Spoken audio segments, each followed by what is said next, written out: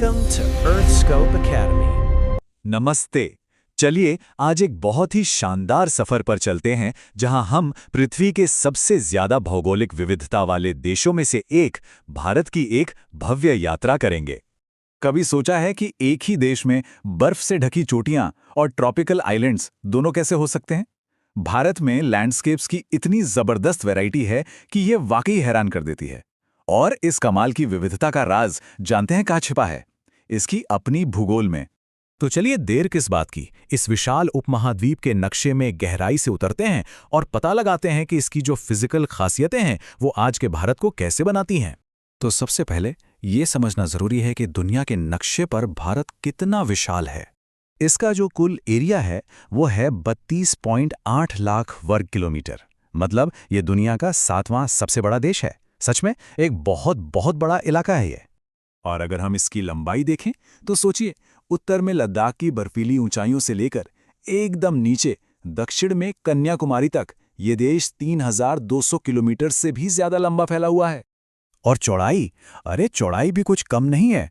पूर्व में अरुणाचल प्रदेश से लेकर पश्चिम में गुजरात के तट तक ये फासला है लगभग 2900 किलोमीटर का।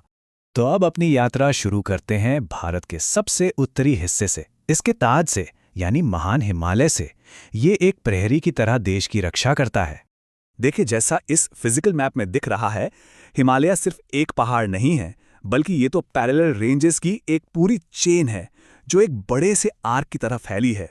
और पता है, यही वो दीवार है जो मध्य एशिया से आने वाली बर्फीली हवाओं को रोकती है और भारत के मॉनसून पर भी बहुत गहरा असर डालती है।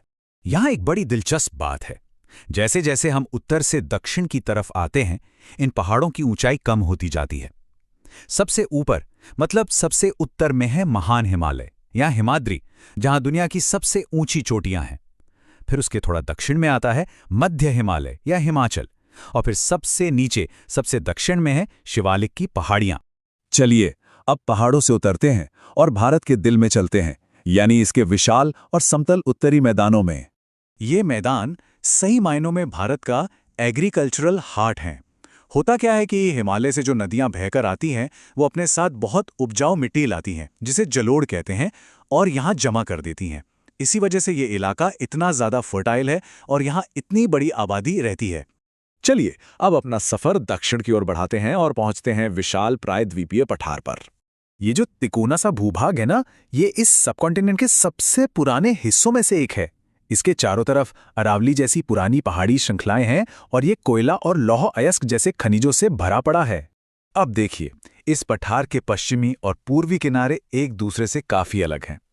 एक तरफ हैं पश्चिमी घाट, जिन्हें सह्याद्री भी कहते हैं, जो एक सीधी लगातार दीवार की तरह खड़े हैं, और दूसरी तरफ है पूर्वी घाट, जो टूटे फूटे और ऊबड़ खाबड़ हैं।